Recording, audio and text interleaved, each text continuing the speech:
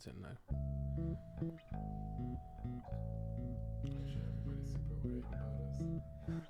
What? I'm sure everybody's super worried. Oh yeah.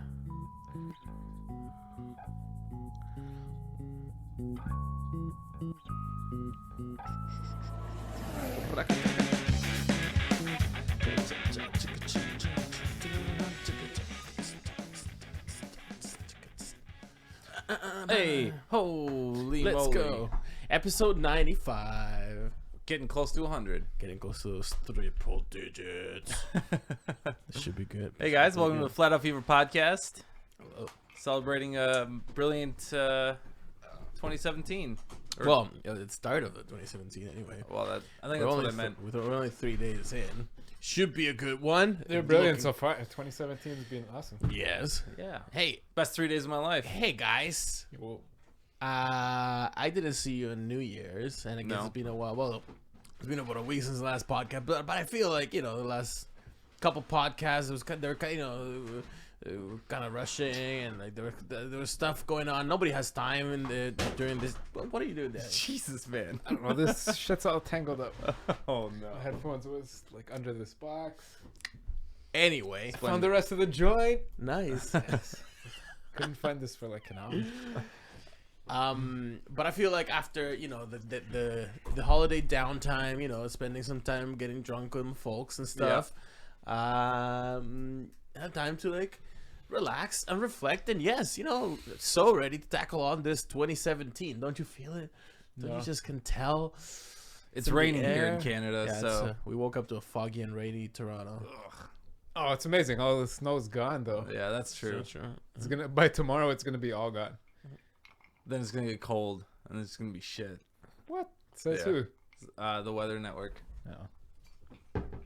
I'm keeping an eye on that satellite. You know me. I You know. know me. It's nice today. I wore just a t-shirt and my with my jacket, but Today's nice. I'm actually wearing right now the same this red sweater. the same one as Santa Claus. Well, no, I received the New Year's with this. This is what I wore on New Year's Eve, and actually You didn't puke all over it. No, but there is. It is, although you can't see it, there is actually champagne sprayed all over this. Oh, that's acceptable. Yeah. That Yeah, means you had I a think good time.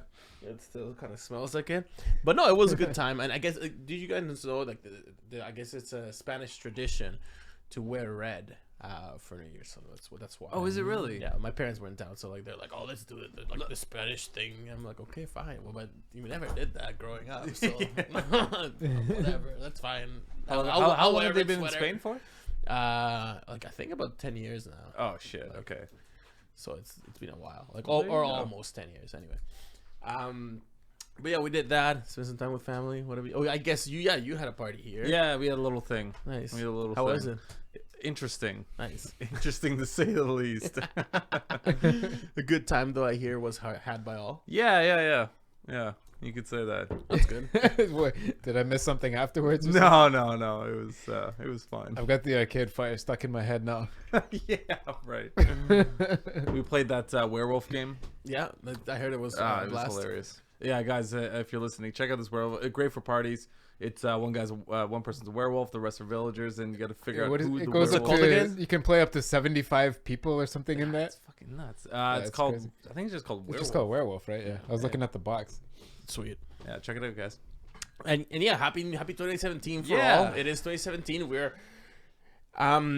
not too far away again with these short winter breaks. I'm loving it actually because I feel like we just got over the whole like F1 season, wrapped it all up 2016, and now we got some car launches to look forward to, Awesome. and testing. The first testing is gonna be not too far away. Only just a handful of weeks, pretty much. This was VJ's New Year message on Twitter. I just copied the picture. See his shirt though? He's like, I'm not in jail yet. You see what his shirt says? Fourth India.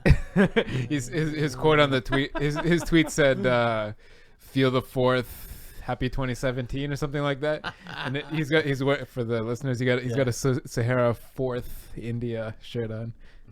He's really proud about that. Well, you'd have to be. Why wouldn't he be? Yeah, why wouldn't he be? He came from nowhere. They have to. He came from the I mean, bottom. of the. He's like, F1 I like from the booze in F1. I'm gonna win this. Yeah. Now his team's in 4th place, And he's and he's almost in jail. barely out of jail. Yeah. What is his like? Where is he in that spectrum of in jail / not in jail? Okay, look at his left hand right there. Oops. Yeah, look, Kayla. Yeah, look at This left hand. yeah. It's his. Both of them. His neck. Look how thick that chain is. Yeah. That diamond on his left hand there. Yeah, that's gigantic. Whatever that chain is, that's I would guess platinum. Or something. That's not silver. Who knows? And his other hand, if you look at the right, he must be left-handed, I guess, because he's got the watch on the right side. That's a heavy watch. Like there's some solid chunks of gold there. He's not shy. He's about not hurting what- for yeah. nothing. Look Well, at that I fucking mean, haircut. he's got a couple $100 million stashed somewhere, I'm sure. But Look at his India eyes. already asked. He's like to a half a Riva Bene in the eyes. Zoom in on that. Those dead cigarette eyes. Does he smoke? I don't think this guy smokes though, does he? Well, depends. What Maybe you the talk- hash- What do you mean? Maybe the Smoke hash what? The traditional Indian style, just smoking hash. Is that the traditional Indian? I think you're getting confused. But They smoke hash there. But no, They love it. VJ. So where's he at with this stuff? India actually asked Britain to extradite him, but Yeah. of course, the UK and India don't have a formal extradition. Is that someone whatever? Extrication treaty, something like that. Yeah, some sort of They don't have the treaty to make that enforceable. It's just sort of India asking them, could you please, Mr. British Prime Minister and the British government, could you please just hand us over our wanted felon? Please, please. And so far, they kind of have They're like, gotten no response. Nah, we don't feel like doing that. Yeah. So, but He but probably still. throws good parties, right? Everyone's like, no, well, we're gonna keep him over here.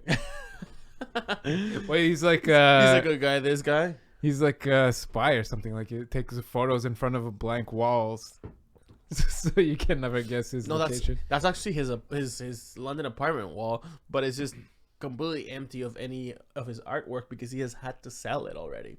So his walls are bare. I thought it was like to get him acclimatized to jail life. Oh, to jail life. That could be like a in preparation for guys like these. Even though like he is wanted and whatever, like Yeah. he'll never. If he gets to India, he'll never actually go to jail. Like Right. he'll just have to readjust his lifestyle from being like a crazy millionaire to just like having like above like middle like he'll be like in the lower wealth kind of, but still a high class in India. But he'd have to like High relinquish caste. some of his money to the Indian government and maybe wear an ankle bracelet for a while, and that's it. You know what I mean? Like. Yeah. It's not that bad. What waits for him in India is not that bad. Let's be honest. Well, he'll just have to give away a lot of his money, and he probably would rather give it away to the good people of the city of London. I'm sure. Yeah. Anyway, there's his New Year message. Anyways, Ooh. looks like he's having a good time. Yeah, looks like you got drunk. Yeah. Actually. But yeah, 2017. Looking forward to. So first thing that's happening is that we know of is going to be the Ferrari launch, which is scheduled for the 24th of February. And then a week after that, or the next week after, the Barcelona testing ends. The Barcelona testing starts. Now, there's going to be 2 sessions, just like last year. 3 days. Yeah, well, it's the 27th of February to the 2nd of March, and then March the 7th to the 10th. Yeah. And then right after, a couple weeks after that, is the Australian Grand Prix weekend at the end of March. And then it starts like... Holy moly. And then it starts with a bang. In April, we're going to have 3 Grands Prix, whatever. Yeah, 3 of them. So it's going to be... Yeah, then it's going to be a boom, boom, boom like last year. At least the way the calendar stands right now. Anything could change, obviously. And we've seen that with F1, but the way things start right now. Yeah. So that's exciting. And obviously, so before actually, I think we saw a lot more of the cars getting launched before testing, like quite a bit before testing. Right. that used to happen a lot more often, and they used to make a big deal out of it. Now, Ferrari, like you saw, they're leaving it till quite late, only a few days before the Barcelona testing. And I wouldn't be surprised if many teams don't leave it till like the day or two before, or just It might not even be ready by then. Yeah, exactly. Maybe might not even be ready by the first testing day. Yeah, they can test some stuff, but not everything yet. This It's gonna be tight. It used to be that these car launches, because the year would start quite you'd start quite late into the year, and you had years of having the same formula or whatever, and you'd had like enough time to like plan. You'd introduce them in these big public PR events where you'd invite a bunch of journalists, and you make a big deal about it, and like give everybody free drinks and free food for an evening while they talked about the car and all kinds of speculation, because the year didn't start until late in April or something like that, right? To get the press going. But now, number one, nobody's televising the F1 launches anymore. Maybe in Italy, Rai, I think, still runs the Ferrari, or a bit of the Ferrari. Nobody's televising that because news is we know look at what just happened 2016. The mainstream media is dead and is never coming back. So Sky last year gave you those little like 10-minute things. Yeah. They did some stuff on YouTube, Yeah. but then a lot of it got blocked off when that Alonso crash thing happened. There was like kind of like everyone kind of went silent. Yeah. It was like not really publicized, but I'm sure there was some sort of like, don't talk about this too much. It makes the sport look bad. So nobody's watching it on the mainstream media. Everybody's watching it on the internet. If you're just gonna broadcast it for free on the internet, then why do you need all these freeloader reporters there? We don't. You just do it straight to the internet in a small room with like just a handful of people at the company and a very, very limited presence. Yeah. And no press presence, no event at all. Like I think Williams did last year. And I think You're talking about testing though? No, releasing the cars, showing the cars. Oh, yeah. The first sighting of the cars. It used to be a tradition that every year we'd look forward to, like, remember Red Bull just showed up to testing last year too, right? They just drove it out on track and here's our car, whatever. Yeah, and it they was did like a little like soft launch, like in the garage, basically with a camera and somebody going around, and like they filmed like the first sight of the car. Yeah, that's it. But it's not uncommon because number one, you're constrained by time. Hugely, like these teams are having to work right up until testing and through testing. And what was it, Sauber last year? They didn't show up to the first test; they showed up to the second. That kind of stuff. So they're this year though, there wasn't a big change for most teams though. Like aside from the teams that did the big livery change, there's nothing really to show this for 2016. Yeah, right? but like, if they can get Renault, away with developing all the way right up until the 24th of February, they will. Yeah. But otherwise, but for this year though, there was nothing like major in the Formula Aero or whatever that you would see that the car would change that much anyways. Yeah. Like Force India had their nose. Yeah. Whatever, but that came like later in the season. They're just like, here's a car, we got a new nose coming soon. I don't know, nothing special. Red Bull had that crazy paint job. That was the only news they made. Yeah. The Renault, like everyone was just speculating what color they were gonna be. That wasn't. I don't know. That was the only hype they really had was their car gonna be yellow or black? Yeah. Right. That's it, really. Yeah, because they basically showed up with the same chassis that they showed up. And the year before. Yeah. The Ferrari livery as well. Well, that's always up to speculation, and apparently it's going to be vastly different this year. I don't know what they mean, but it's obviously going to be a combination of red, black, and white somewhere. Something I read though was like what they have now with the white stripe. The times that they've used that, I guess it's coincidence, but as being mostly bad times for the team. Yeah. So they want to come with something other than the white stripe. Every time they had that white stripe, they've done badly. They haven't done well on the circuit. So yeah, that was like the article I read was written like this is a real speculation for what we think they're doing and why. Because of some sort of superstition. They're gonna paint over the stripe. But it is an Italian team, and Italians are Yeah, if yeah, anything, for sure. superstitious. I get that. Always but, have been. But that's the hype. But this year, every car is badass. Nobody knows what to expect. Yeah. Well, The only real big news. so that's what I'm saying. Like, yes, the regulations have largely remained the same when it comes to like certain things, but the cars are going to be drastically different. They're way changing. different, yeah. So that with that shakeup of the cars looking vastly different, people are going to want to develop the aero. That's after a year of spending not so much time on the aero. Yeah. For a couple of years. Now we're going to want to really, really drive home the aero package. Adrian Newey is going to be fully committed again to the F1 effort, apparently. So that has something to show. So what that means to me is that Ferrari is going to show up again with a weak car because they don't have a good aero I think department right now. the second reason I think that they haven't had good aero. Or not good enough. I mean, obviously good, but they've had their troubles. And with James Adelson leaving, It's definitely passable. Passable arrow. Yeah, I'm sure it'll get them the points. I'm sure the listeners understand. Obviously, it's the holidays. Haven't done a ton of research, but nobody's put out a ton of news either. Everyone's hanging out with their families, reporters, engineers, Stuff drivers. is happening though. Stuff is happening. Stuff's happening. We do know that But- in behind closed doors, in secret meeting rooms, in clubs in London, or in people's mother's place, which happened. Oh my god.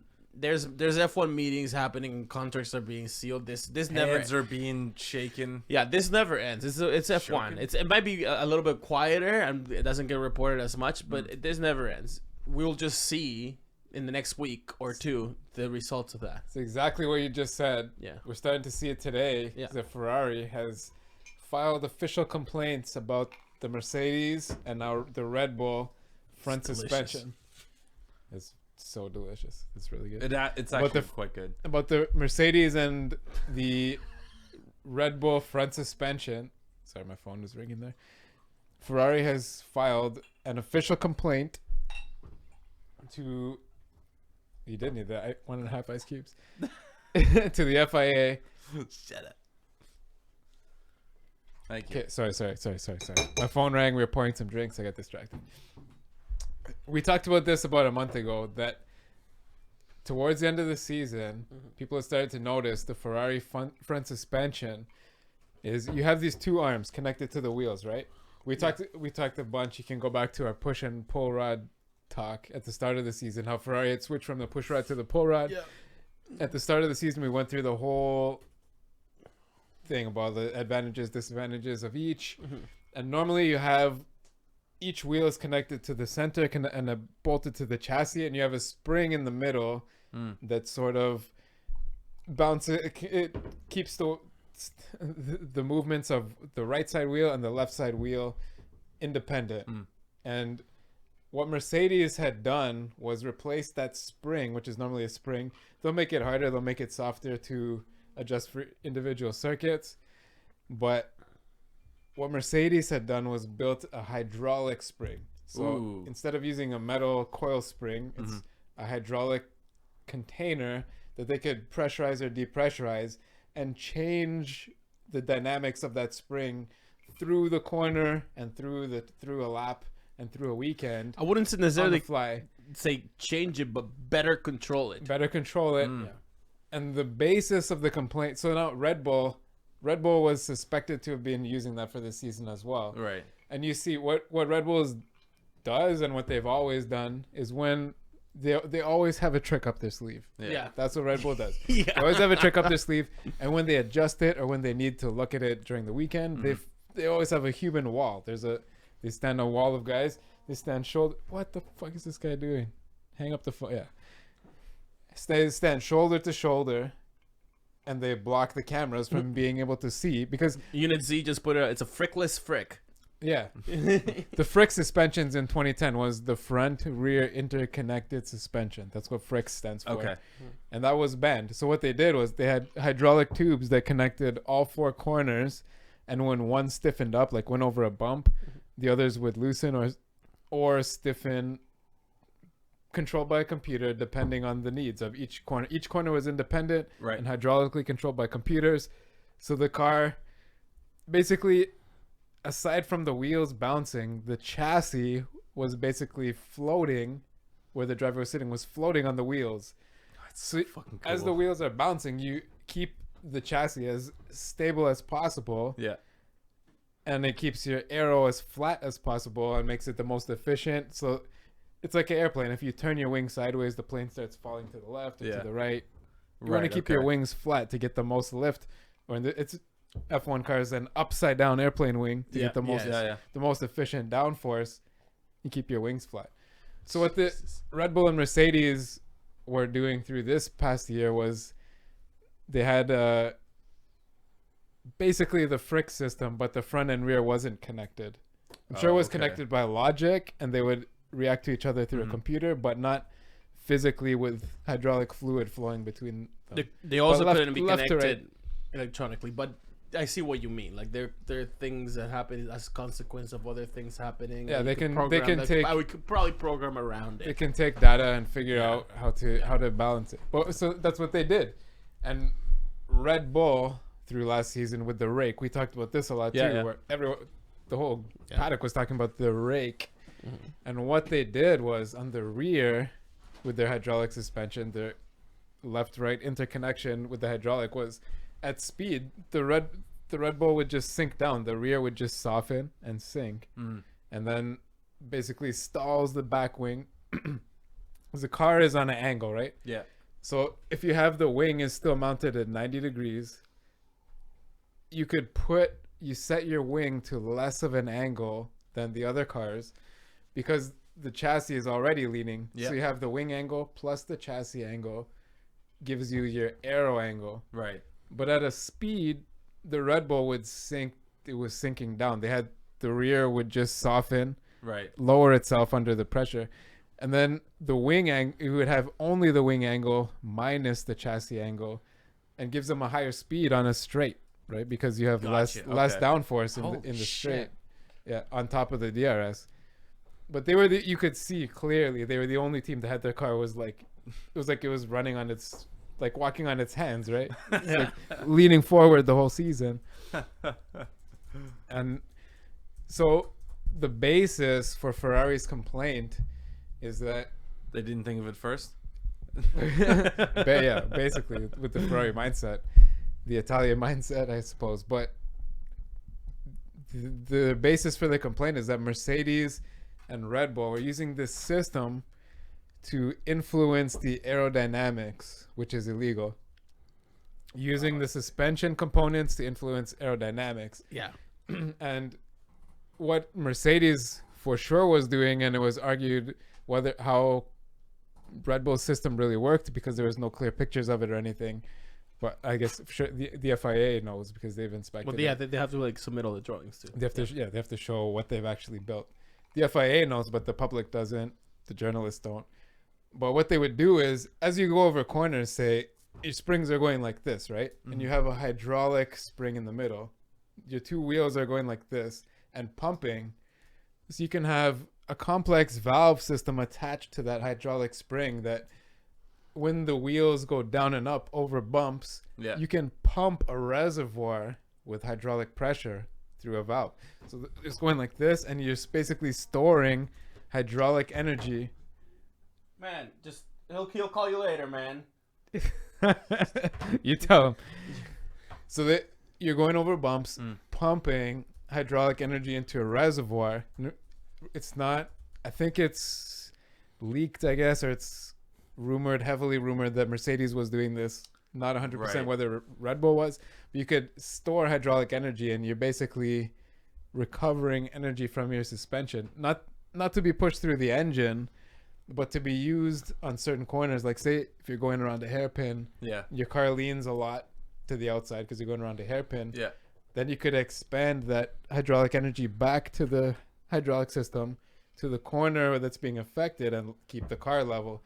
Towards the end of the season, Sky had sort of figured this out because the media had figured it out, and they showed a couple of slow motion clips of Lewis and Nico going through chicanes and stuff. Yeah, and the car would just bam, bam, bounce off the two outside curbs, but you see the other cars hit them and they go bing, bing.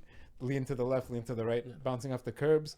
But they would just kind of bounce in a flat plane. This is the kind of Anyways, Ferrari has got them banned. So Red Bull and Mercedes are gonna scramble in the next month now until the car reveals, until testing starts. You don't rat on someone. You just do what they did better. Come on. But Through a lot of indirect channels, they are affecting Michele, you do not understand. Tu non capito che non è la maniera italiana. No, non è la Italian way. No. It's so funny because I don't know why I hate her books, but I was reading some Agatha Christie the other day, and just on the off chance. and like I remember that in her. What? Sorry, I didn't mean. Oh, she's gone. She I gone. know. Oh, yeah. In her, like, what's her famous book? Like the one of the train killing. The train one. Yeah. Murder on the Orient Express. Whatever. Orient Express. Orient. Give me your belt, Orion. She said that the. Give me a belt. She wrote that. Or one of the characters said that knives and stabbing people in the back is the Italian way. Something like that. Anyway, just to break from that, now that you're talking about, like, I'm talking about technology and whatever, and like how it like seeps into the world of F1, apparently, and this is, I have Unit Z here on the chat to thank for this. He pointed out, and I just looked it up real quick, that this is a story that got reported on the 20th.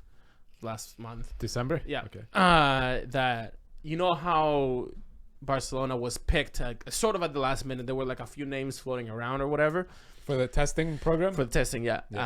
We mentioned Abu Dhabi, like they wanted, but then people like went all up in arms because of the price or whatever. It was to like clarify. It's Pirelli who was pushing to go to Bahrain specifically because it's warm there. The track temperature and February and March, and you know, because it's warm there. To be honest, you don't care at all about the ambient temperature. What you care about is the track temperature, whatever the track temperature is going to be, right? Yeah. And the track conditions, obviously, and how close it is to Europe. That has a huge influence. But track temperature for Pirelli, because they wanted to test it in real race conditions, so to emulate real race conditions, right?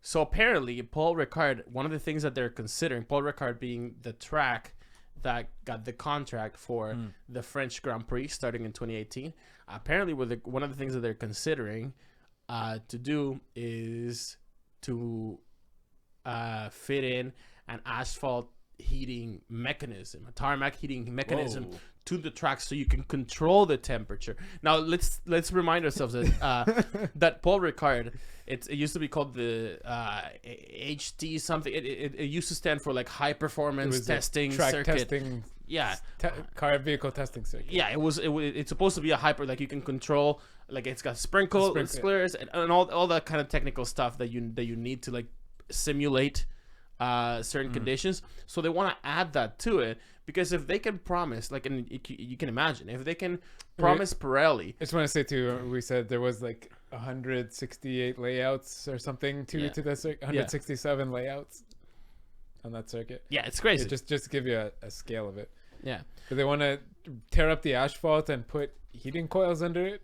Yeah, like just or do something. Or some sort of infrared lights. Or I don't know. Like McDonald's when they keep the sandwich under that thing for a few minutes. Like, I mean, the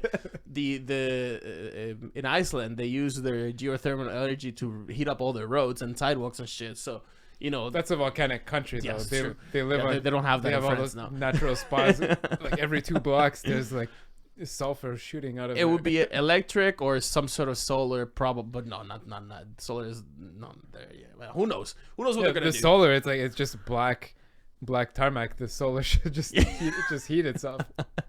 Yeah, or something. I don't know what they're planning to do. Van to black. But if they can promise to Pirelli that the Pirelli can, or whoever comes to to use the track, that they can control the track conditions as far down to even track temperature to what they ask for, that's huge. That's valuable.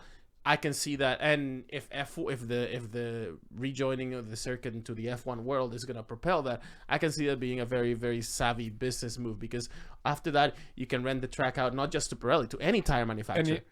Or a vehicle manufacturer that wants to test prototypes and whatever. The specific tire temperature and whatever. So yeah, that's, you know, good call. You see, had not heard about that, but now that I do, like, that makes sense, and I think that that's a viable alternative to keep testing in Europe. It'll cut costs down. It'll make Pirelli happy, etc., etc. And let's not forget, Bernie owns this, so it'll make Bernie happy, and that's all that matters in F1. That's all that matters in F1, as long as Bernie's happy.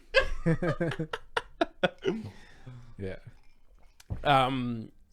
And another thing that's happening right now and like really solidifying, we're talking about you know, during Christmas and whatever, like this you know, Ross Braun came out recently with his book and whatever, and saying, you know, it kind of like telling it all. And one of the things that he talked about is that how about well, he actually went to Lewis Hamilton's mom's house during Christmas to try to convince him to join Mercedes back when he was, you know, when they were still shopping around for Lewis. He just showed up there. Yeah, he showed up. Well, no, he kind of like talked to Lewis and was like, Lewis, like, I just gotta talk to you, and like Lewis was like, all right, man, I'm at my mom's house. Like, you want to come to Stevenage? Like, come to Stevenage.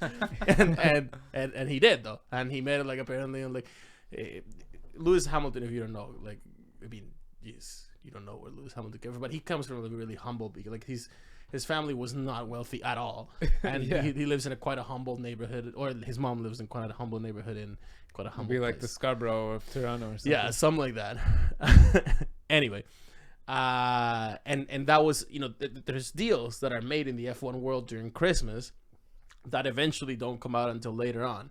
So another thing that we're like seeing solidify that potentially would have happened during this, and you know, kind of a busy season for what it should Toto be. Wolff went to Valtteri Bottas's mom's house Or something like that. You know, happened there in Finland. I don't know what do Finnish people like to do. They like to rally and go in saunas, drink vodka and drive snowmobiles. Yeah, I guess so. And then they go to the sauna. Yeah, and then they go to the sauna after like shooting a moose or a deer or something. So They got elks up there too. So this is happening, and we have the seats, the whole seats thing. So it hasn't been confirmed yet. We keep talking about it like it's a confirmed thing, but the Bottas to Mercedes and Massa back to Williams is pretty much a done deal, right? I forgot to copy it over. Somebody, I was gonna write down the source. I forgot. Anyways, Bottas was seen at the Mercedes. Yeah, he was seen at the Mercedes headquarters being fitted for his chair. Yeah. So there's probably like 50 dudes there. Any one of them could have tweeted it to his friend. Yeah. Somebody saw him. Even I told you like a month ago. I know. Bottas. I know you did. But even Joe Sayward reported it as it's almost like a done deal. 100%. Because It's of that. him. Oh Jesus! And don't even get me started. Joe Sayward had it going on and on. He's been posting more now in the off season than he ever did during the season. Oh, can you imagine how many Bottas's evil segments that Sky is gonna produce next year? But like a super villain. But you can't hate on Bottas. He's not. Sky can. He's Lewis's teammate. Yeah, that's right. They're gonna that's the only they're reason. gonna have. But he's such a nice guy. It's They're nothing gonna have to do to with his some nationality or his likability or his personality or his driving skills or where he came from. He's Lewis's teammate. So obviously he's the worst, and he's cheating, and there's conspiracy theories and stuff. So no, but yeah, it's true. It's gonna happen, you know, and it's gonna be hard for them. I guess I can't wait for the type of mental gymnastics that they're gonna have to do to like try to paint like an evil picture of Bottas, because he's such a likable guy, or at least at worst he's a neutral guy. You don't hate him, but you know, if anything, you just don't notice him. He's like a, I don't know, how could you not? He's soft spoken. He's fit dude.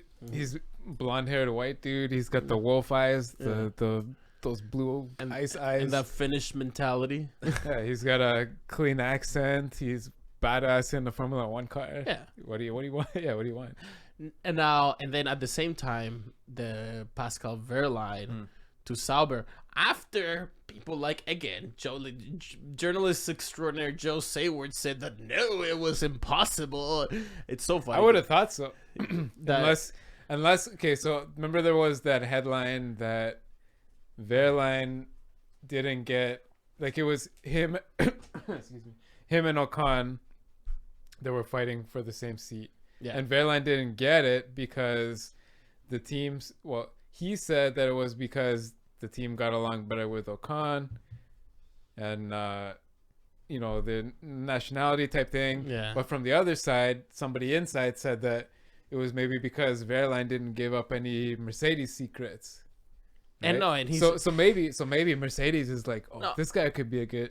He's loyal to Germany and Mercedes. Yeah. He's German, loyal to Mercedes. Maybe we could send him over to Sauber, drive a Ferrari, and he'll steal a bunch of secrets for us.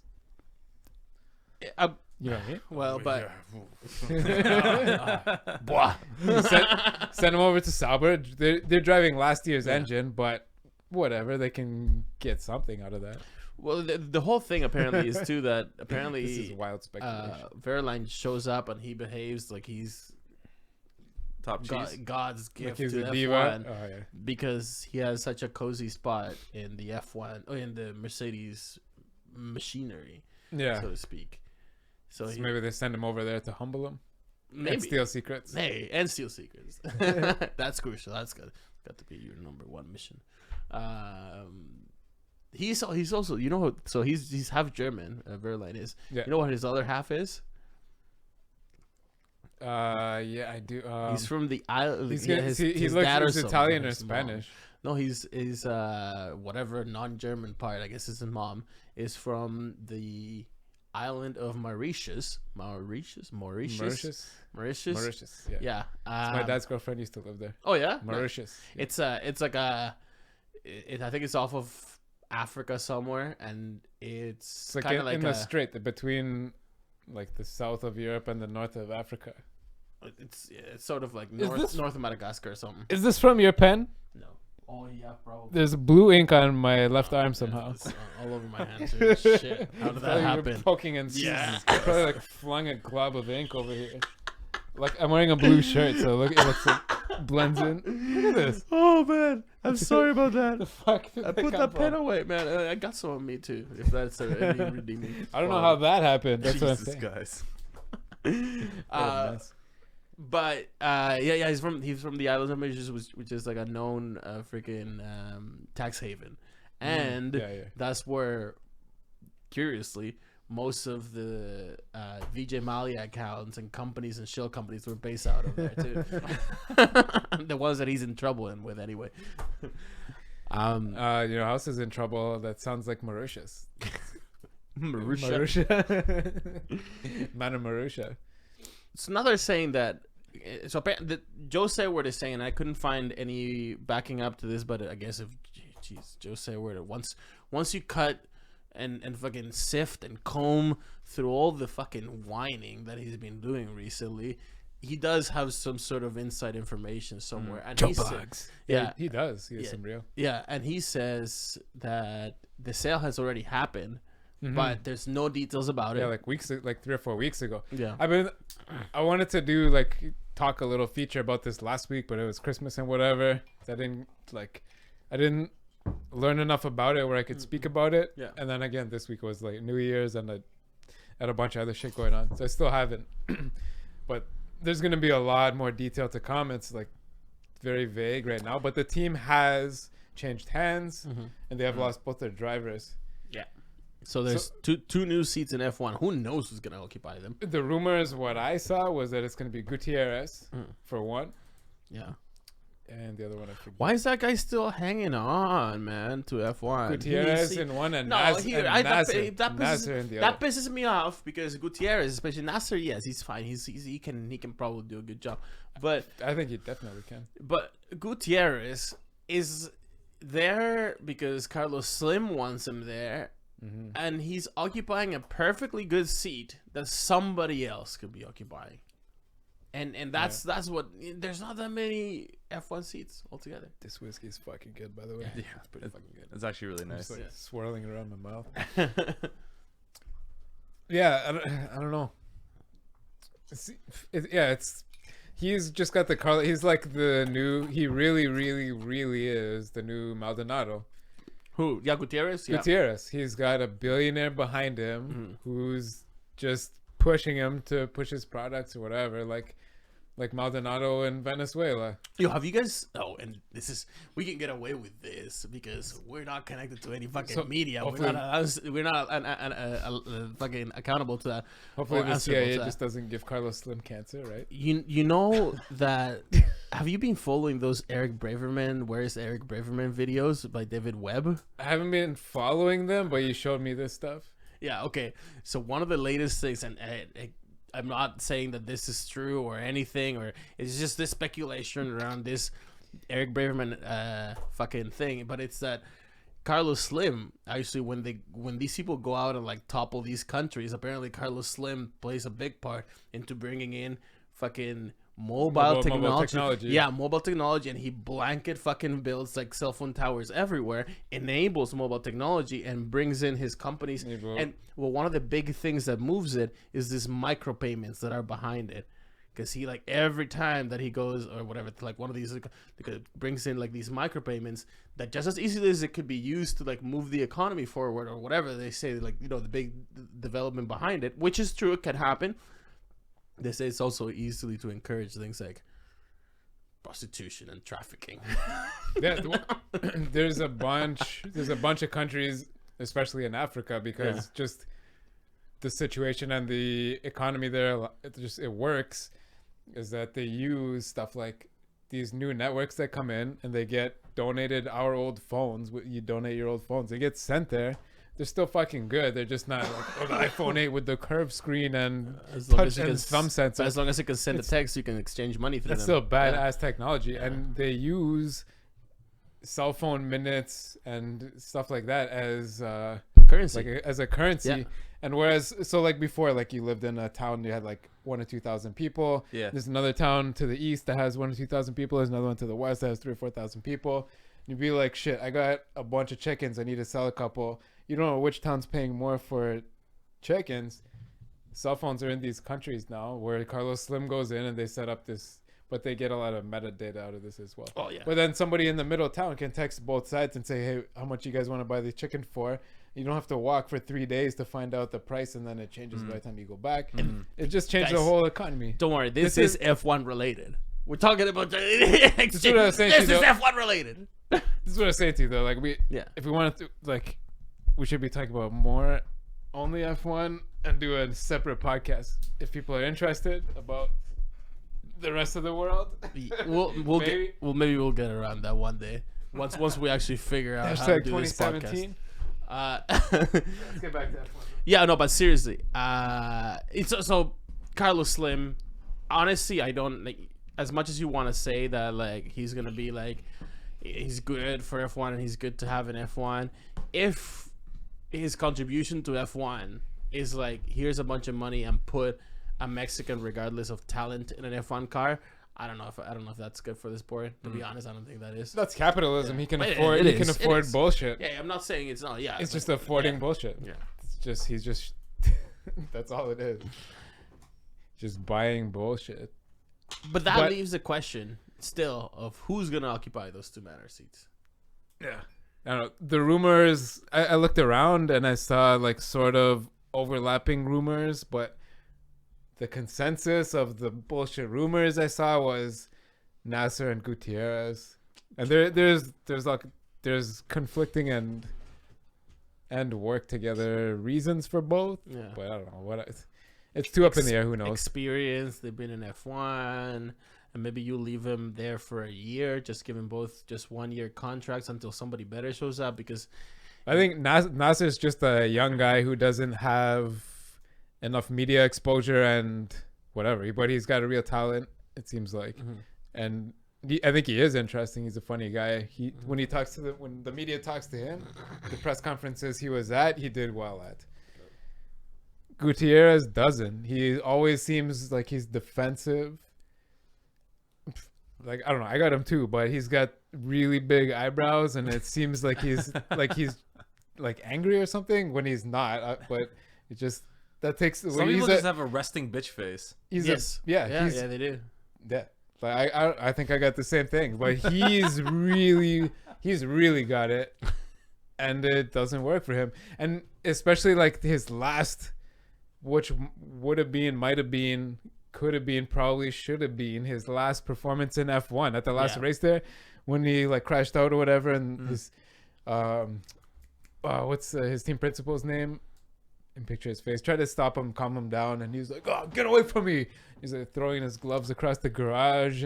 He just had a little bitch fit. Yeah. On his last, what would have been his last race. He had no reason to believe that wouldn't be his last race.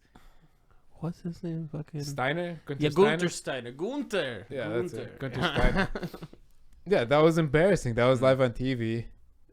He had like a little diva fit. I remember that. Yeah, he did. Yeah. I don't like the guy. The whole blue flags through the season. He is the new Maldonado. Well, I mean, but he's not going around and crashing. He hasn't. At least he hasn't almost killed himself 4 times in a year. Yeah. But I don't know. I mean, I guess we're kind of in a good year where like he is the least talented driver, or like one of the least talented drivers. That used to be that like we used to get a bunch of donkeys in cars back in the day, man. Well, not back in the day, but like we're talking about like as far as like 2009, 2008, 2010, we had like some donkeys driving cars in the left, right, and center. But that guy, like Grosjean, smashed him the whole year. Haas, why would Haas still want him? They don't. He's a bad attitude. And, and that's it, right? And he showed it at the end. Grosjean too, but he's justified because he's actually a good driver, and he's like, come on, these brakes, which wasn't the team's fault either. We talked about that whole Airbus bought all the brake carbon in the world. Here's the other thing, and I guess like we're yeah, no, we heard that. Here's the thing though, we know as well that, and we've discussed this before in the podcast, is that you know what, like you might just want to choose somebody with some sort of F1 experience, because next year's cars are going to be so different. So you don't want to maybe don't want to bring anybody with 0 experience into the table. Yeah. And also because the people that are technically potentially available, the people that most, the guys that like everybody has their eyes on, none of them has really demonstrated that they're like really that worth it. Like, or else Pierre Gasly would be there. Well, he is actually as a 3rd driver somewhere. But you know what I mean? Like Giovinazzi, right? Yeah, Giovinazzi for the Sauber seat instead, or something. Like Ferrari could have done something like that, or whatever, but they didn't. And nobody is really jumping to grab anybody. The only person really you could. As much as people like to hate on him or say that like he's a paid driver, which he is, and I'm not denying that, but you could have said that out of the people that were available to be picked for a team, Stroll was one of the strongest contenders, right? He really was, though. Yeah. He really was. This year he was. I love and hate the argument, but mostly I love it because I kind of like underdogs. Yeah. But money aside, money or not, racing is defined by money, or a lot of it is. Yeah. His dad helped the team that he worked for. And he won the championship of the feeder series for F1. He's the next guy. He's the next guy. I just want to see him prove Villeneuve wrong. Jacques Villeneuve. So the pool of talent wasn't that great. Yeah. But still, I don't think. I think F1 teams, and that might be like a fault of the sport altogether, but F1 teams, especially at that end of the grid, when you're going to be that down low, it would be nice that those teams didn't have the financial troubles that they do, and could have a little more leeway to take a chance and like go completely wild. Yeah, if if the current crop of guys is not that great, and the people that we could potentially bring back to the sport is not that great either, then go complete wild card. Go like bring in Sophia Florsch, that German chick that's apparently been making a noise in sports car racing in Britain and whatever, like kicking ass. Yeah, just start it and get the PR points for it. You know what I mean? You're not gonna get any higher on the grid whether you have her or anybody else driving a car that's always gonna consistently finish last, right? You're not gonna get any better in anybody else's eyes But if you do something wild like that, you get tons of PR, tons of media coverage just for that alone. You play it smart. You get money from different sources. Man, that's what I'm saying. And this is what used to happen. This is what used in the 80s, up until the 80s, where before a decision had to be made like through layer up and layer up and layer of management, and people could like make snap decisions. This is what used to happen. This is what part of what made the sport so popular, that it like you could have like complete randos coming in at the bottom end of the grid, and some of them, most of them failed, but some of them made a name for themselves. You got to take those chances. You just gotta. Yeah. You just gotta. Anyway, that's my view on that. Could happen with some changes. As far as the sport and changes, though, so Liberty Media now, I find this interesting that in the last month or two, there's been a lot more Formula One articles on the Financial Times, Business Insider, Forbes, and other real newspapers. The New York Times. There's been a bunch of big, real, and financial newspapers that have been covering Formula One, because now they've attracted guys like Chase Carey, we talked about, who was the CEO of 21st Century Fox, and Liberty Media, who is worth billions of dollars now, one of the biggest media companies in the world. And what they're talking about doing, what they've been rumored to be doing, they've slowly been moving, shuffled a couple people around. They want to keep Bernie in the picture for another one, 2, 3 years. It's part of the deal. Yeah, it's part of the deal. They haven't even paid. Well, Bernie was shaking the boat a week or two ago. Remember I said he was going on about, I'm not even sure if Liberty's going to come up with the full sum in the end. Oh, here's what, again, like, that's misquoted. Here's what he said. He said simply, I don't know if they have the money. I don't know. Yeah, it was just like but yeah, that's typical Bernie stirring the pot. Yeah. I don't know. They might. Yeah, just mixing things up. But it seems like they must have approved this. This is from Financial Times, and there's another one here from QZ.com, and whatever. They put this out there. They want to make F1 more of a spectacle, more like it used to be, more like it should be now. Excuse me, may you say they want to make F1 great again? Making F1 great again, yeah. And I said I'd never talk about this, so I'll just mention the UFC. They've done these fight weeks now. You came to one of the events. They have just during the week, the drivers are in whatever city by Wednesday, usually Tuesday night, for race week, but there's no official events until Friday afternoon when practice starts, or late Friday morning when the first practice starts. There's no official events for fans to go to. Yeah, like when the UFC came to Toronto, Jay, you came to the press conference as well. They held it downtown in the city, open to the public. Anyone could walk in off the street and ask questions. That was the focus. Because that wasn't the. I mean, they had a moderator that asked some questions, but a big chunk of time was devoted to fan questions, which was to me number one, unseen of, like unheard of. Yeah, and totally like that's the future, man. That's what needs to happen. Yeah, they have the press conference for the event is usually like a month before, where the press comes and they do something like that, which is what it looks like F1 is doing, and then they have like a media scrum. So like when F1 comes to Montreal, they can go to the Staples Center. There's no reason they can't.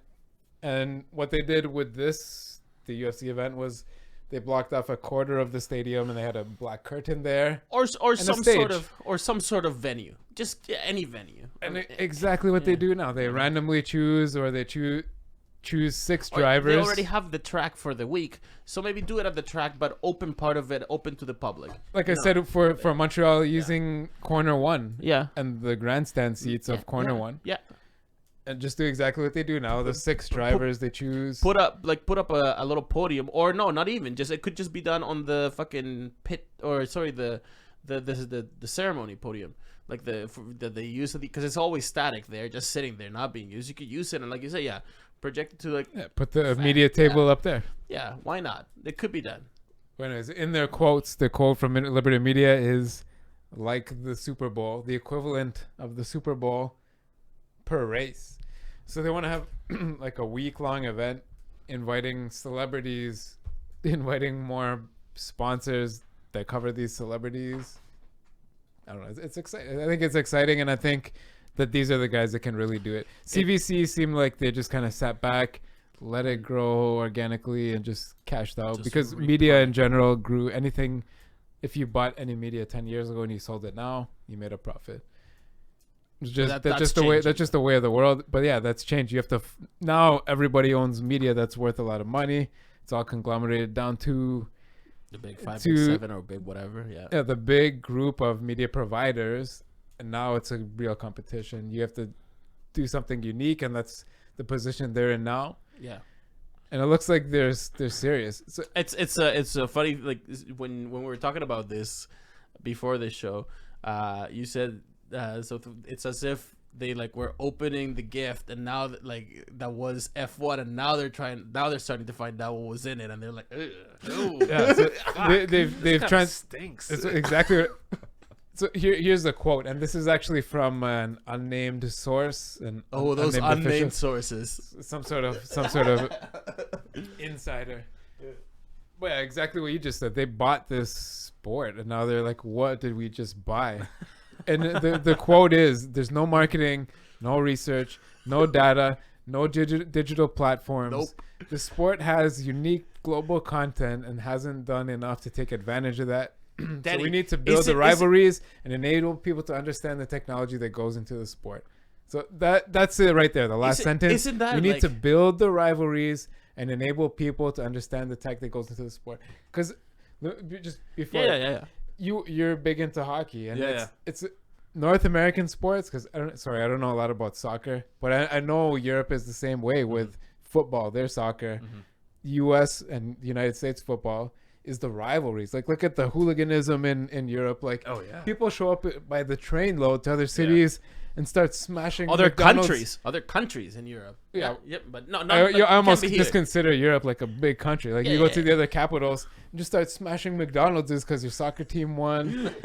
And that's because that's fueled by team rivalries. They're like, our team's fucking better. Our team's fucking better. But I mean, F1 doesn't push that. That's true. But I don't think that's like something to strive for, to be honest. I mean, we don't want to smash up Montreal or whatever. But no, but there is more that can be done. Like, not necessarily in between teams, for example, because that may never catch on that much for F1 internationally anyway.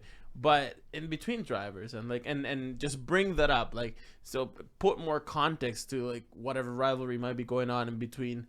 Alonso and Vettel, for example, and Alonso and Lewis and Vettel, and etc. I don't want to see like the Conor McGregor level, like, you're a piece of shit, you could never drive. You don't know your left from your right foot. So what you're saying is we need an Irish driver. We need some shit. Wouldn't that be hilarious? Some shit poster in chief to come and like. I mean, you need Lewis to turn it up to 11. Yeah, but really go after people. Shit posting. Yeah. Lewis is gonna get soft without Nico there. That's my thing. Yeah, especially with Bottas is not gonna. No, they're not gonna. He's not gonna poke him in the right ways. No. Yeah. I don't know. Like they had. As much as you like to hate it, Lewis and Nico, they had their dance, they had their thing going, their melody that they were moving towards. It was chaotic, but it helped both of them. Him and Bottas will be interesting. Yeah. 'Cause it's almost like Sebastian and Kimi Räikkönen. Yeah. Like, listen, yes, actually, it's very similar. It's very similar. Wow. A German and a Finn. Yeah, an outspoken dude and a quiet recluse. Yeah, but okay. Here's how I see like the situation happening as in freaking Mercedes. So let's say there's one gym at a Mercedes that both drivers can use, or whatever, that they take a traveling gym. Let's just say, for the sake of speculation, up until 2016, it would have been that let's say like. Lewis would just show up there and like, despite Nico, would like just wake up super early and like start like being in the gym, and then Nico showed up, and then Lewis started like cranking up the music and whatever, and like started like spitting or whatever, making us trying to intimidate Nico, and Nico would try his best to like put him on a brave face or whatever. And then Lewis would tell Nico, "Get out of here! It's my gym time. Whatever. I don't want you hanging out here." And Nico would be like, "It's a free gym for both of us." Like, you know, I could see that happen. Whereas now in 2017. Nico, again, Lewis gets up early, like he's trying to like psych out Bottas. He goes to the gym, but like cranks up the rap or whatever he's listening to. Bottas walks in, sees the situation, and then he just shrugs his shoulder and walks right back out. Or he just put on his headphones. Yeah, but he'll put it. Yeah, so and just do his own thing. Yeah, do his own thing. So that's not. Should I go for a run? Yeah. I'll go for a run. And then Lewis goes like, "Get out of here! This is my gym." And he's like, "Oh, okay, well." See you later, man. Whatever. Just goes like, I don't know what. Yeah, whatever. I'm just gonna go take a, whatever. He's not gonna. None of them is gonna psych each other out the way that Nico and Lewis did. But the British media might psych out Bottas. like Hamilton can't be psyched out by any other media. With Nico Rosberg. They are going to. They're gonna be savage. Those people are like ruthless. They're monsters. Yeah. It started. Okay, here's another headline. This is from the BBC. I just saw this headline this morning. BBC. Propagandists in chief. Nigel Mansell, the greatest one-time champ. Because Nico, it could be Nico Rosberg. It's either him or Nico Rosberg. And it's like, no, Nico Rosberg's not Lewis. So I gotta fuck him. honestly, Nigel Mansell is British. I gotta ask something for our viewers and listeners, and please comment on this. Like, what's your sincere opinion of Andrew Benson? So, and that's an Andrew Benson article. It's got Andrew Benson written. I don't know for sure 100%, but he's the chief writer for BBC F1. Let me see. I'll find out if he wrote that. And pretty much all of his articles come across as like if it ain't British, ain't shit. I'm so British, I shit the Queen. Like if somebody's like shitting against a British driver, gotta go after them. Hating anybody that's not Lewis Hamilton. And here it is. Yeah, was it Andrew Benson? It's written by.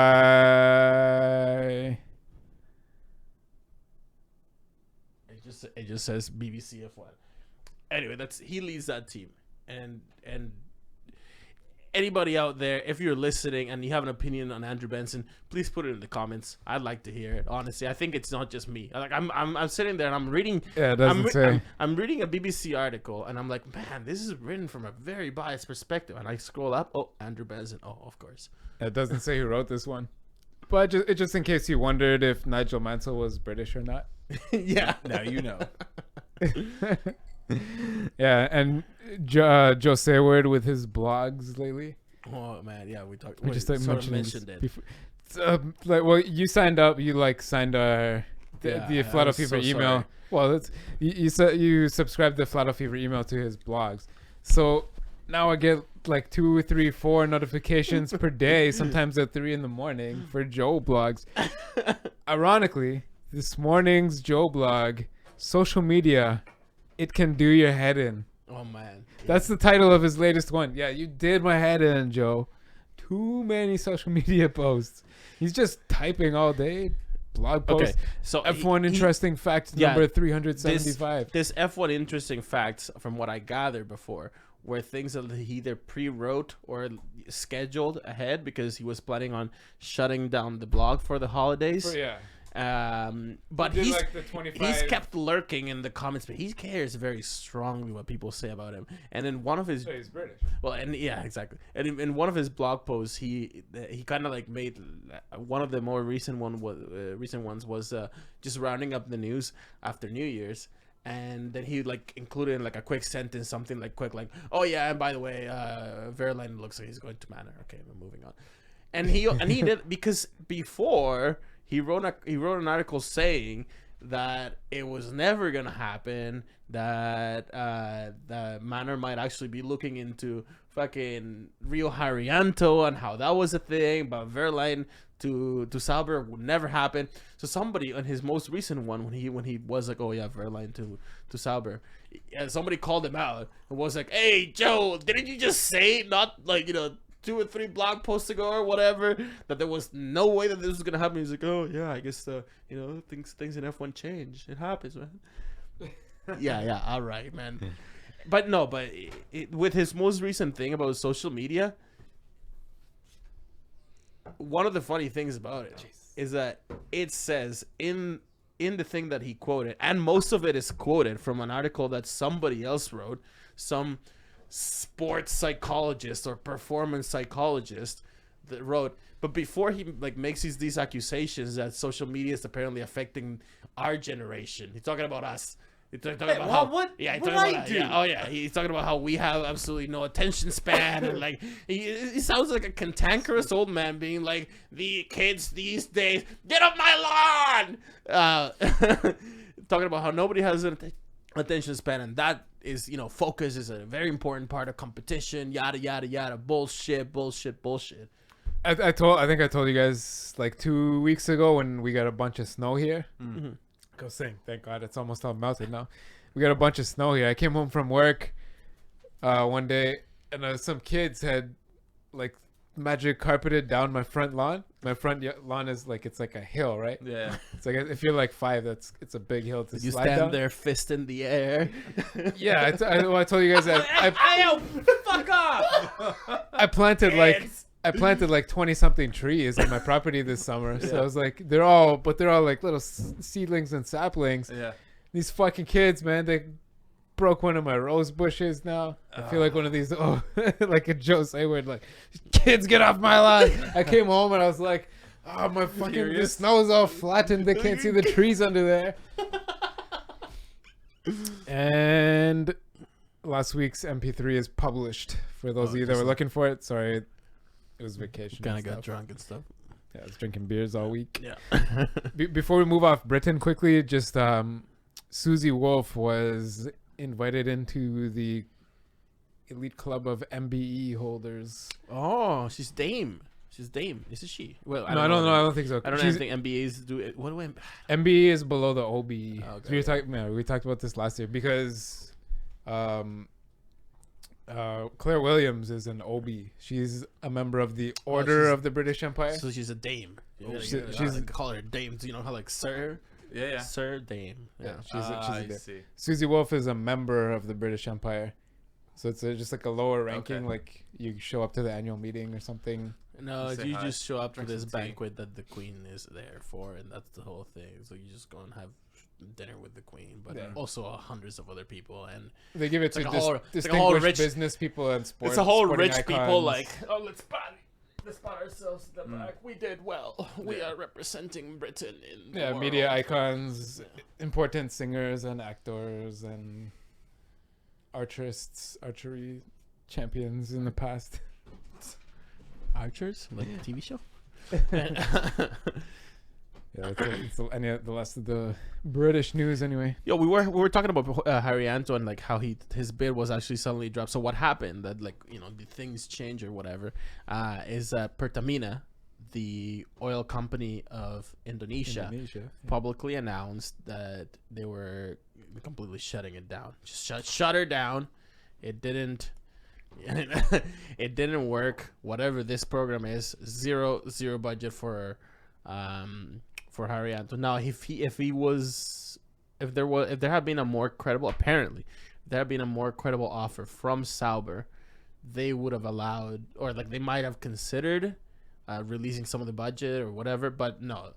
And this comes off the back of apparently Pertamina itself, like through the Pertamina Foundation and whatever, they have been for like over a year now or more involved in these scandals of graft and corruption. And as a response for these scandals, I think, like, to put a good face to the public, they have promised that that they're gonna increase their net profit for 2017.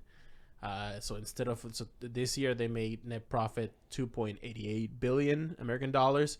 So they want to like crank it to 3.04 by the end of next year, and money just doesn't come out of nowhere. And one of the things that some companies that don't really have a heck of an idea of how to actually do something, or like in how, these are promises that were put up to the public. So once some PR person or like of an executive like went out to the media and said, yeah, we're gonna crank it up 6%, we're gonna make this much more money next year, then he turned around to his underlings and was like, all right, make it happen. And one of the ways to make it happen is by cutting costs. So it's not, it comes come on, it can't come as a surprise that Rio Haryanto is not an F1. He wasn't ever good, and the money wasn't ever there. Yeah. So I don't understand why that was even a name that was floated around. Remember, like we've been talking about this like it was a joke all the time that Haryanto's name came up. The big idea from the beginning was that Indonesia wanted to sponsor an athlete that could hopefully make some noise and just increase tourism. They figured, for whatever they wanted to spend on him, around 20 million, that they could bring in at least 20 million in tourism to the country. It didn't happen, of course not. Which it seems like they should have been able to, but I don't know. He didn't have any results, and he didn't do well against Wehrlein. Yeah. If he would have been beating Wehrlein, their money might have gone completely different gone story. way further, right? Yeah, completely To be different like, story. oh, this Indonesian kid, backed by his government, has beaten the German Mercedes-backed All-Star. There would have been headlines like that, and people would be like, oh, awesome. But yeah, he couldn't pull it off. Can you pull up those two links there? Yep. Yeah, there's no news. We talked about a month ago, and actually I was gonna text you yesterday, but then my hands were just full of groceries. Yeah. I was at the grocery store, and the guy at the cash beside me had the Ferrari phone case, and I'm pretty sure it was the one we were talking about. Yeah. So Ferrari, for those that haven't heard this before, Ferrari makes a phone case. I think it's probably only for the iPhone, but maybe they make a few different ones. Not the one. It's a phone case that has built into it a compartment which contains either the Scuderia Ferrari Red or Scuderia Ferrari Black cologne, which are both different eau de toilettes with different scents, whatever. I don't know what the... It just smells like petrol. Yeah. Yeah, they're anyways, 2 Ferrari colognes. These are the boxes they come in. Oh, yeah. The colognes on their own. You can buy the cologne by itself. You can buy the scented phone case. And the other link there. You see the other link? This one. Oh, brilliant. This was somebody posted this one on Reddit. Now, and it looks like the Marlboro cigarette case. Of course. And it's probably like subcontracted to Philip Morris because if they have... So for our audio listeners only, we're showing right now on the screen, I kid you not, a pack of cigarettes branded Scuderia Ferrari. Oh, the toilet. That's a perfume. Oh, I thought that was a fucking pack of cigarettes. Yeah, see, it's a shit! I thought it was a pack of cigarettes. Son. It's a natural spray vaporizer eau de toilette Scuderia Ferrari Scuderia smell. See, my God. They have 3. They have the Scuderia Ferrari Red, the Scuderia Ferrari Black, and the Scuderia Ferrari Scuderia, which is like the La Ferrari for the Ferrari La Ferrari. It's the smell version of the car named after itself. Oh my God. But somebody posted this on. I should have kept his username. He got this for Christmas. But yeah, it looks like a pack of cigarettes. Yeah. It's the scent. That's hilarious. That would be funny though. If Philip Morris hasn't thought of doing this, they should put out a They brand. must get a kickback for that. Well, no, but they should put out a brand of cigarettes for like a Ferrari brand of cigarettes. I bet people would fucking eat that up with a spoon. Maybe you can buy them in Italy. I don't know. Well, they're part of the EU, so maybe not. Maybe not. I got one more link here, and then I'm pretty much drained out for the week. Pull this one up though. This guy actually responded. Nico Rosberg actually responded to this guy. Oh my God. This is almost as bad, or maybe it's worse. Remember earlier in the year we talked about that British dude that had he had the Still I Rise tattoo on his arm, which Hamilton has on his back. Like Hamilton designed that himself, right? Maybe, that's his probably. own, or he got someone to design it. For that him. was his idea. Yeah. Anyways, somebody else took the same tattoo and put it on their arm, and that dude had the 44 behind his ear. So Lewis Hamilton has a 44 tattoo behind his right ear. This dude did the same. Remember, we showed it on here before. Yeah, and he had the Still I Rise on his arm. So what we're showing here is Nico Rosberg's Instagram. He says, "Are you serious, top man?" To a dude's tattoo. He's got his wrist with the Nico symbol, 2016 world champion printed. Tattooed on his wrist, basically. On his wrist in a horrible font. The bottom, the champion. Look at the ION is. Yeah, no. It looks like he went to a horrible tattoo artist for this. Or he did just probably did his buddy. cocaine is a hell of a drug. I'm sure he's thinking. The I isn't centered between the N and the C. No, it looks like the it CO looks like a is child wrote it. the CO is twisted to the right a little bit. It looks bad. Oh. Danke, Nico. Yeah. Danke. Well, It's you know. horrible. Are we still talking about Nico Rosberg? Let's move on. Yeah, hopefully. Well, we're talking about some idiot who tattooed Nico Rosberg's symbol, his racing symbol, which he just retired from, onto his wrist. Hopefully, we don't have to talk about him anymore. Do you know? Okay, actually, one more thing. Well, I guess one more sort of related to Nico Rosberg. I have even one more after that. Nico Rosberg, the world champion. Do you know how much he made last year? I don't, but I know it was Okay. way less than Lewis. Put it up here. Mike is under. It says driver wages 2016. This is a story, and you gotta love him. Everyone's. I kind of don't always like check this website out, Crash.net, but they're always so good for the juicy gossip. I think Crash.net, They're like, super, gossip stuff. yeah, the gossip's so good. And Clickbait, but they have they real send, like- clickbait. They have real clickbait. yeah, for sure. This is fake news, most of this, but sometimes they come up with some real news. But yeah, look at there in 5th place, Nico Rosberg with 16 million, almost half of what the guy that he won the championship to made for this last year. So we have Fernando Alonso and Vettel tied at 2nd place with 30 million, and Lewis Hamilton up at the top step with 32 million that he made this year. But then it jumps starkly down, 17 million for Button. And this is what we were saying. If he were to have fancied to come back to Formula One, he would have had to like take a massive pay cut because nobody was going to pay him that anymore. Nico Rosberg, a very credible 16 million, but then it goes down by half again. Kimi Räikkönen. And then half again. Yeah, almost, yeah. Danny Rick, Massa, Perez, Grosjean, Bottas, all around the half. Yeah. And then it goes to a quarter of that. So from the 13th place down, which are Esteban Gutierrez, Kevin Magnussen, Daniel Kvyat, Verstappen, Verline, Sainz, Palmer, Nasser, Ericsson, Haryanto, and Ocon, potentially made less than €1 million a year. Now, I mean, that's fine. It's all well and good. But the freaking disparity in between what the bottom third of the list and the top third is incredible. Yeah. How about just Massa alone? He'll be coming back, right? The rumored sum was €6 million.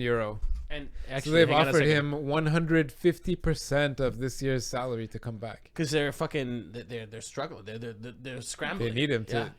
to be the Stroll teacher. And you better believe that this is gonna be going way up. Max Max Verstappen's pay. Verstappen's salary from $500,000, he's gonna be demanding millions. Unless he was locked into that for however many years. No, you gotta. When he went to from Toro Rosso to Red Bull, he probably negotiated. The rest Right. of the season. Yeah, for next year. Hopefully for himself. Yeah. We'll find out. Yeah. Well, we'll find out a year from now. I guess so. This is just insane. That's a lot of money, man, Yeah. for sure. But he's blowing through it. Didn't you like look up how much Oh, running his jet is? And it's an insane amount. Closed. Okay, wait. I'll pull that up in a second. Yeah, again. pull it up. I'll keep talking about this Those for a are some second. interesting So- numbers.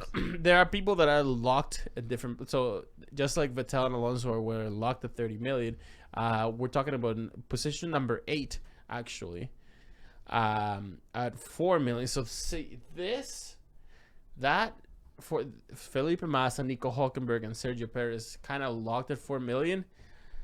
I'd say that is probably a pretty even.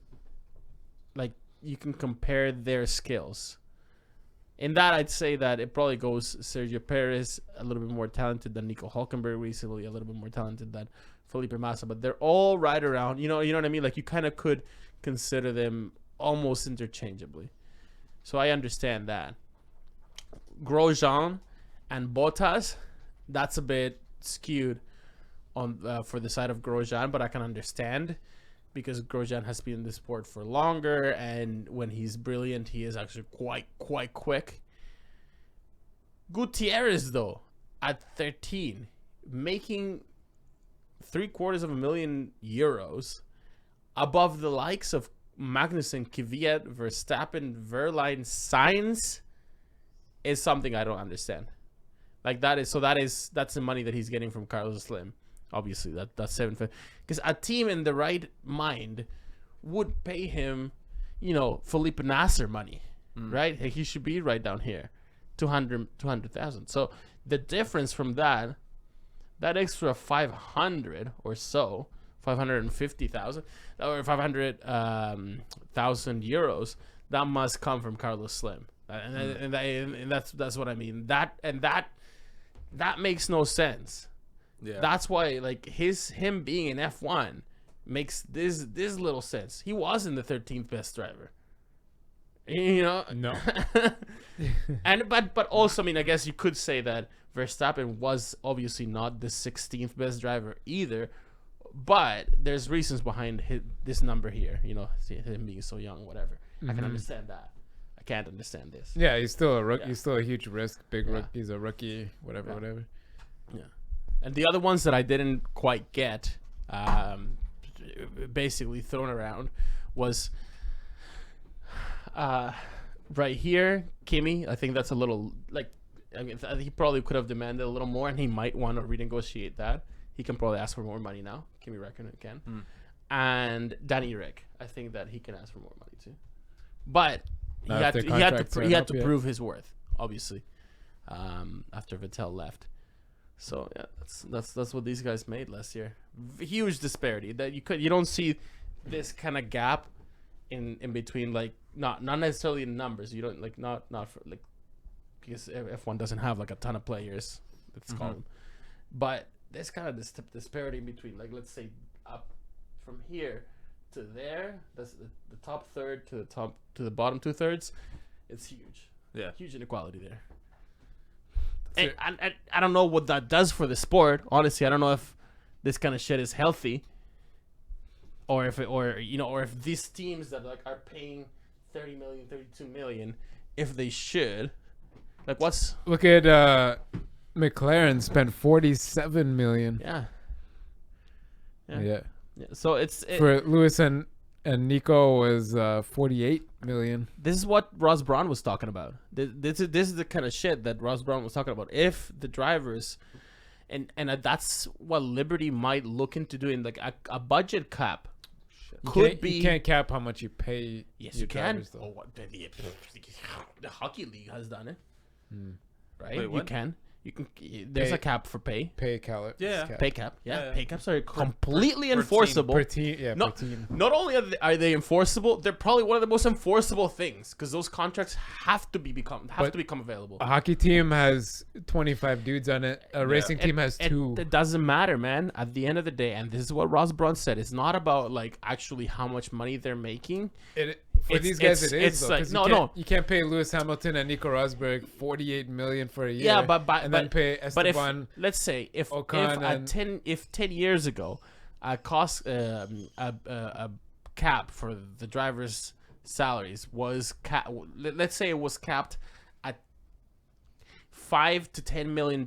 So somewhere, pick a number between $5 and $10 million, and let's say it was capped. Then there, Lewis would just leave and go do movies. And adjusted for inflation 10 years ago. That's what I'm saying. Before Lewis even joined the sport, or like let's say 15 years ago, a spending cap was enforced, and the driver's salary was frozen, or at least adjusted for inflation. But whatever, at some point below $10 million, you better believe that most of these people, including Lewis, I would say, would still be there. Yes, they'd have to adjust their lifestyles. They couldn't be flying around the world, but they'd be doing it because that's, let's be honest, for some of them, the only thing that they can do and even come close to making the same amount of money. But then you do. What do you think? What do you think? That Lewis is gonna go around and, like, so what? So what would have done? Gone to Hollywood? That's what you're saying? That would have been like a viable career plan for Lewis? Absolutely not. Become an accountant?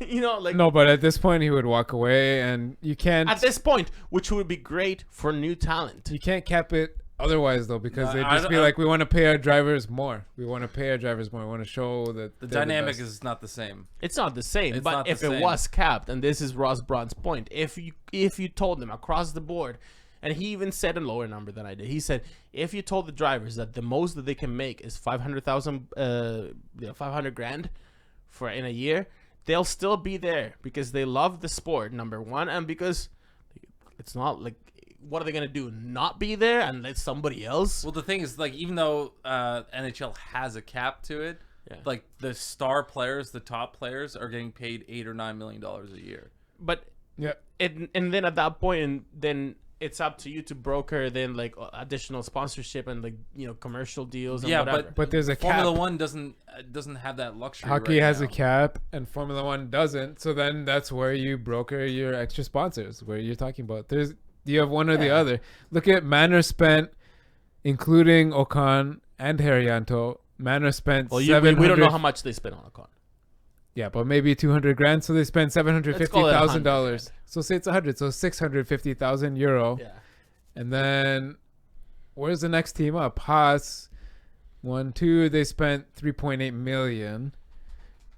And then you go like up to Force India spent 8 million. But that's Williams there spent 7 million. That's not to say it's Red Bull spent 6.5 million. Man, it's Ferrari not, spent 38 million. But it's not to say that is not out of control. It's got to be reined in.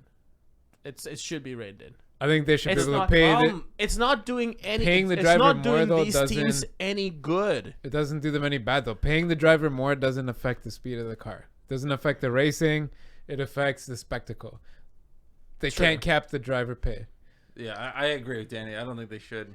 It's because it doesn't. Nobody cares fit with about the Lewis mentality. Hamilton if he doesn't make 32 million euro a year. We were talking about this before fair the enough. show. I was just looking at his jet. Like we were talking about his pay compared to Nico or whatever. He actually owned, because he posted a pic. I don't know. Did you put it on the thumbnail or not? It doesn't. It doesn't matter. He posted an Instagram picture of him sitting on top of his Challenger. He actually has a picture much like that, but just out of the Toronto City Airport at the island, where you can see the Toronto skyline, and he's sitting on his plane like that again. Oh, okay. Yeah. It's in the Lewis Challenger and the links here. I'll just highlight it. But anyway, so he's sitting on top of that plane. I just looked up for fun his plane.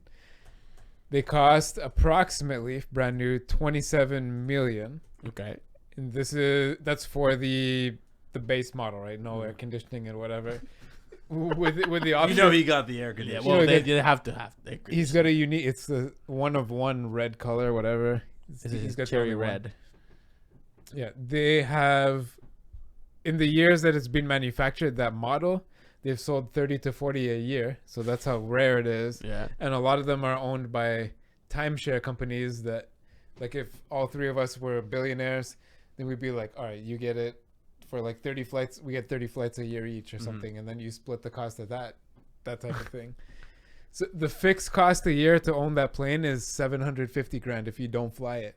That's to keep a pilot on your book, a pilot and co-pilot on your book, and a mechanic. You need to hangar it. Yeah. Needs to be stored somewhere. Otherwise, where are you gonna put it? Yeah. So it includes the crew salaries, your flight attendant, which you most likely need. Somebody like to clean the washroom, vacuum the carpet, and whatever. That includes insurance, training, The basic insurance too. basic insurance that's hull integrity and single limit, like if you crash or somebody bumps a truck, like crashes a car into your plane or something. Aircraft modernization, Because you have to keep servicing them, obviously. Yeah. Throughout the year, you have to even if you use it or not. I'm sure every 4 or 5 years you have to upgrade the radar system, your weather tracking system, your radio system, communications, GPS, refurbishment. Like you're just gonna have to replace the carpet and the toilet and the sink, whatever, every few years. Computer maintenance, weather service you need to be subscribed to. I'm just reading this off a list here. The engine maintenance is absolutely insane. Fuel to fly this plane, what Lewis owns, $2,300. This is in US dollars. $2,300 per hour. $100 in maintenance. Crew expenses. $100 in maintenance when? Like every time he flies it? Per hour of flight. Per hour. This Per is hour flight. Okay. Yeah. This is all per hour flight. Okay. These are all. The first numbers I gave you was for a 1 year. Those are. It's sitting idle. Yeah. Yeah. If you just sit the plane and you have a pilot on call. Okay. Because if you might want to fly it. Yeah. It's going to be about 725 grand. Okay. Just to keep it in flying condition. So $750,000 bucks. Okay. Yeah, and then The total variable cost per hour is about $3,500. $3,583 is what they give you here with per hour. your engine maintenance, parts, maintenance, your fuel. Because that plane burns 329 gallons, so like about 1,300 liters per hour of fuel. And he's taking this thing from we saw from what was like somewhere in Europe, race to race, to LA, then back to Europe, then to Japan, then he's doing that around the time zones. Yeah, I wonder like if you just went race city to race city, how many kilometers is that for the year? So I mean, he's not being frugal about his money, nor that he has to be. Mm-hmm. No, but.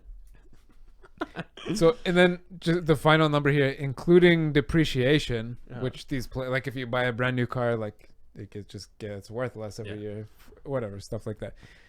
Including depreciation, these planes averaged $3.1 million cost a year if you bought a new one, which I don't actually know if you bought it brand new or used. Yeah, but buying a plane, you probably want a new one. You think he got a new one? I think he got a new one. He probably bought a new one. He painted it red, so it's his. That's how you know. That's how you know where Lewis is. Yeah, most people don't own jets. No, not by a long shot, Danny. I don't think. No, even really, really rich people that make $30 million a year, most of them don't own jets. Yeah. They're expensive. Well, they only build 30 or so of that jet a year. Yeah. They only build the 30, so they can barely sell those. They probably have one or two left over. They go like a discount next year. Yeah, like off last year's model. Yeah, yeah. Yeah. Can you imagine being a used airplane salesman? That must be a pretty interesting job. Yeah, it's an airplane seller in general. There's only a handful of those dudes. There's also been some other stories about what the team spent in 2016, but I don't really want to dwell on that. We know it's hundreds of thousands of dollars. No, millions, hundreds of millions. Hundreds of millions. Yeah, hundreds of millions. My apologies. I don't know. So yeah, it's the top teams hundreds of millions, bottom teams at least 100 million. It's retarded. And it's got to change, and hopefully if Liberty, which has. They've announced it for a while now that they've been for like last week or so that they've been cleared from all the regulators. You know how like that apparently was the talk. Ooh, what if they don't get cleared? So they got the clearance from everybody that they needed. We knew, like everybody knew. Yeah, unless they were like financing ISIS under the table. Yeah, they were. And then it came up in this negotiation. It was gonna happen. Yeah. So they're a huge corporation that's been around for decades. Exactly. So they got the cash. They got the green light to go ahead. They got the green paper as well. But part of the deal is okay. So here's something that they had to do. So remember how Annalise Dodds or whatever, this is the UK MP that was pushing, because you know how like she was the MP for that area in the UK where most of the teams are based out of, or something, or at least a handful of them. So she started making a big stink about the bringing it to the competition, whatever competition authorities in the EU, because redistribution of money and whatever, this whole, and we're just gonna affect her award of Britain. Force India and Sauber were involved. They sent a letter to the EU competition at one point about the same deal. EU Commission. Yeah, the EU Competition Commission. And so to kind of appease all of these things that were already happening before Liberty even joined in the deal, apparently this hasn't been confirmed or anything, but apparently part of the deal to appease the EU is that they actually had to not necessarily like agree to implement, but at least consider, like put it into their negotiations that we're talking about reducing like, some sort of budget cap. And we talked about this last year. Or not last year, well, last year actually, but last episode as well. That even the guy from Toro Rosso, Franz Tost, came out and said, like, whoever's saying that it's unenforceable is an idiot, basically. And it's true. So now it does look like at one point, and possibly not anytime soon, but for the next Concord Agreement, there are going to be talks and some sort of mechanism implemented to at least rein down the costs. I don't know if it's going to be in. Obviously, like, who knows about what the drivers' pay is going to be involved or not. Liberty itself has been posting headlines saying the same thing. Yeah. They Well, I it's think they not- actually agree with that. Obviously, why wouldn't you? They care about they have to now because they invested. They have to care about the sport, and anybody from the outside of the sport that's not involved or being paid by anybody involved currently in the sport can see with an objective eye that the costs are astronomical and they need to be reined in. Yeah, like Liberty was saying that last week. Like there was articles already last week. I didn't bring it up because there wasn't a lot of detail or there wasn't too much like tangible there. But it seems like that's what they want for sure. By 2020, they're gonna even it out. They said, share. Not exactly, but sharing is caring, basically. Yeah. Because they want to offer the teams shares in the sport, right? The current teams. Yeah. And it's not known whether or not that has already happened, because it's all kind of being conducted by these shell corporations, and we don't know yet who's like behind the money. Right. There might be some sort of special at deals. least some of the teams may already be in on it. This might actually break later on. I'm not talking about fighting. I'm talking about business. Yeah. But WME, which I think is called William Morris Entertainment, which is a huge multi-billion-dollar entertainment industry. They are the management company of a lot of Hollywood musicians, Hollywood people, athletes, etc. Anyone that's famous. That's the type of people that they represent. And what they did when they just purchased the UFC for $4 billion was they offered a bunch of their clients, like celebrities, like someone like Conan O'Brien. They offered him a stake, like a 0.08% or something like that. Right. But they offered him a stake, and he talks about it. And this is what F1 wants to do with the sport. It's an easy way to get everybody like sort of on board and pulling in the same direction. Yeah, if you imagine on the scale of F1, and then at the top level, you invite the teams in like that. Yeah. Like say, like you could say to the public, you can put it on the stock market and say like anyone can buy shares. You can say to the teams like you can buy like a significant portion, like a 1, 2, 3, 4, 5%. Yeah.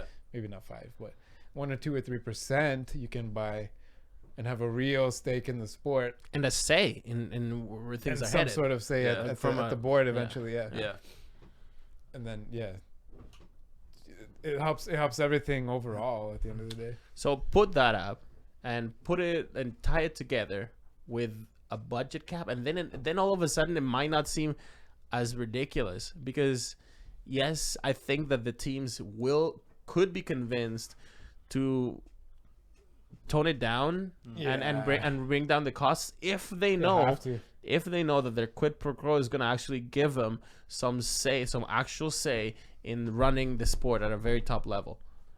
Whereas before they didn't really have that with Bernie, not at all. It was Bernie versus everyone. He was the dictator. Yeah. That's another thing that's come up. I got one more picture here. Got it. This is my final. Do it. My final shot here. See that link? The second page there, the top one, shark fin. Oh yeah.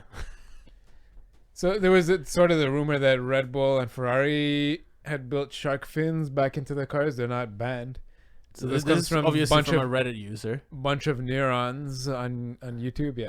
On Reddit. Reddit. Sorry. Bunch of neurons on Reddit. He threw up this sketch, which is sort of a side. Yeah, for listeners, whatever. A side profile based on the new regs of what these could look like. I think his front wing could have looked like it was more swept back. I think from this profile, I do believe you'll see the point of the nose in front of the end plate. You would see that on the new models. But the back is more accurate with the low fat wing and the shark fin. That actually looks pretty badass from the low camera angle. I want more of a fin. Yeah, like an actual triangle sticking out. Yeah, like a hammerhead. That would look sick. That didn't sound anything like jazz. No, not at all. What are we drinking here? What did you pour me? It's like wine from New Year's. This is a leftover martini? No, it's the other one. Oh. We had the martini. Oh, the wine. the martini wine, Sparkling wine. the Sparkling sparkling wine? yeah, the Yeah. martini and rosy. Cool. Yeah. It was actually good. It is good. Yeah. It was It's good. It's Yes. All right, well, DJ, I you think can we'll play be us back out. next week. Yeah, Yeah. I had a couple other things scribbled in my notebook, but we'll leave it for next week. Yeah, me too, sort of, but they're not really fleshed out. Everybody's on Christmas vacation. Thanks to Guarantee the it though. listeners that did no, show up today. During the next week or so, there's gonna be some juicy news out. We just know it. We just Yeah. feel it. Something will happen. Yes. You're gonna see some official announcements for sure. See you later, guys. All right. Ooh, sorry. Oh, what happened there? None of your damn business. Bees. See you guys.